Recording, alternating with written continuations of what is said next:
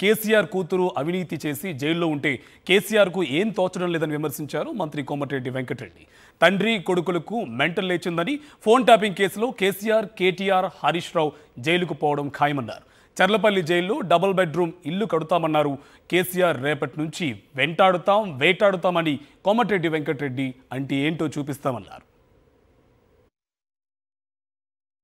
నువ్వు అనుకుంటున్నావు కేసీఆర్ ఇవాళ నీ పని అయిపోయింది. కాకపోతే ఏంటంటే నిన్ను చూస్తే జాలేసిపోతుంది. నీ కుటుంబాన్ని చూస్తే బిడ్డని ఇవాళ కటకాలలో పోలీసుల మధ్యలో జైల్లో ఉండి తిహార్ జైల్లో ఉండి నువ్వు చేసిన మోసాలకు, ఆమె చేసిన మోసాలకు, అవినీతికి జైల్లో ఉండి ఇంకా ఇలాంటి మాట ఇంకా బుద్ధి రాదు. నీకు సొంత బిడ్డ జైల్లో ఉంటే ప్రాయశ్చిత్తం చేసుకొని ప్రజలకు క్షమాపణ చెప్పి మోసం చేసినా, దళితులు ముఖ్యమంత్రిని మోసం చేసినా, నా బిడ్డ కొడుకు లక్షల కోట్లు దోచుకున్నాం క్షమించండి అని చెప్పి అనేది పోయి ఇవాళ మా పార్టీ గురించి మాట్లాడతావు బిడ్డ నువ్వు.